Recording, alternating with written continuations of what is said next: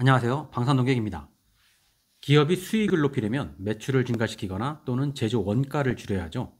매출을 증가시킨다는 건 제품 판매량을 늘리거나 판매 가격을 높이는 게 될 것이고, 제조 원가를 줄인다는 건 값싼 재료를 쓴다거나 공정을 효율적으로 개선해서 인건비를 줄이거나 또는 허리띠를 졸라매 지출 경비를 줄이는 겁니다.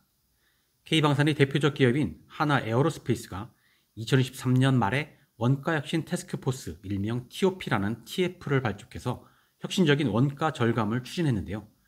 그 결과 2024년 매출액이 전년 대비 42.5%가 증가할 때 가격 경쟁력과 원가 관리 능력을 나타내는 매출 총이익은 100.9%로 크게 상승했고, 사업 수익성을 가늠할 수 있는 영업이익은 전년 대비 무려 191.4%나 상승했습니다.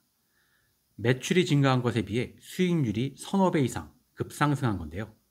매출 총 이익률도 2023년 18.1%에서 2024년에는 25.5%로 크게 늘어났습니다.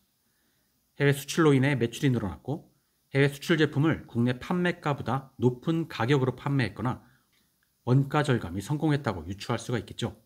여타 방산대 기업인 카이와 LIG 넥스원, 현대로템의 매출 총 이익률이 10%대에 머물러 있는 것을 보면 이건 상당히 높은 수치임을 알 수 있습니다. 그런데 작년부터 하나 에어로스페이스의 원가 절감은 협력업체의 원가를 후려친 결과라는 말이 들려옵니다. 한국군 납품 단가는 방산 원가로 딱 정해져 있기 때문에 하나에게는 가격 결정권이 없죠. 정부가 주는 대로 받는 것이라서 하나로서도 협력업체 원가를 딱히 절감할 이유가 없습니다. 하지만 해외 수출 제품은 외국 정부와 총액으로 계약하게 되고 협력업체 단가를 후려치면 그게 그대로 하나의 이익으로 귀결됩니다. 해외 판매 가격이 한국군에 납품하는 단가보다 높아서 이익이 훨씬 더 많이 남을 텐데도 협력업체의 납품 단가마저 후려쳐서 이익을 극대화하는 거죠. 작년에 폴란드에 수출할 때는 20% 정도였다고 하는 게 최근 중동 수출 품목에서는 무려 40%까지 원가를 후려친다는 말이 나오고, 납품을 거부하면 공급선을 바꿔버린다고도 합니다. 하도급법에 위배되는 대기업의 갑질인데 이건 상당히 심각하죠.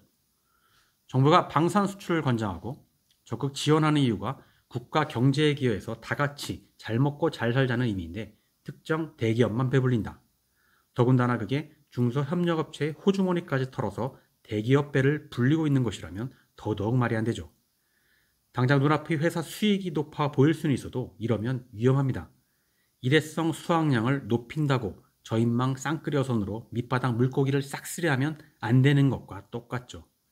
대기업 홀로 제품을 만들 수가 없고 수많은 중소기업이 뒤에서 지탱해줘야 하는데, 중소기업 생태계를 망가뜨리면 안 됩니다. 더불어 상생해야죠. 아직 이게 외부에서 누구 하나 뭐라고 하는 사람이 없으니까 별 문제의식을 못 느끼는 것 같은데, 방산 수출 성과에 가려져 목소리가 드러나지 않고 있을 뿐이지 밑바닥 여론은 하나의 갑질에 대해 웬만하면 다 알고 있고 불만도 상당합니다. 이러다 어느 순간 문제가 터지면 여론은 이때다 싶어 들고 일어나게 될 것이고, 그때까지 방관하던 정부가 여론에 호응한다고 움직이기 시작하면 그때는 이미 늦습니다. 단순 경고, 봐주기로 끝나지 않고 법규를 더 엄격하게 적용하겠죠. 하도급법과 청렴 계약 위반, 부정당 제재로 이어지는 절차를 엄격히 밟을 것이고, 이러면 신규 사업뿐만 아니라 기존에 진행 중인 사업과 수출마저 삐그덕거리게 됩니다. 뒤늦게 거액의 돈을 들여 로펌을 고용하고 많은 언론사를 움직여도 막지를 못할 겁니다.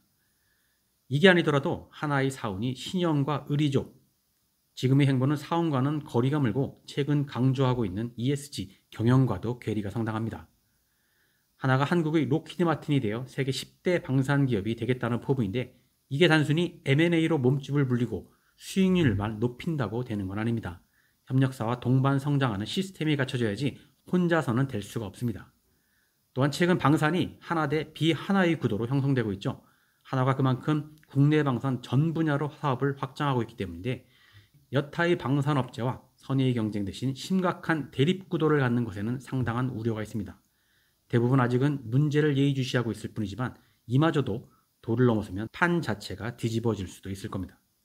그래서 하나가 더 큰 성장을 원한다면 바로 이 부분에 대해 지금부터 고민을 시작해야 할 겁니다. 마지막으로 정부는 이 문제를 방관하다가 골마 터져서 문제가 되면 그때 메스를 들이대겠다는 자세인 것 같은데, 미리미리 점검해서 초기부터 고쳐가면 좋겠습니다. 방산 수출 수치만 챙기고 각종 포럼과 전시회, 세미나 등에서 존재감만 보이지 말고 당장 중소업체부터 만나서 그 실상과 어려움을 들어보면 좋겠습니다. 오늘은 여기까지입니다. 감사합니다.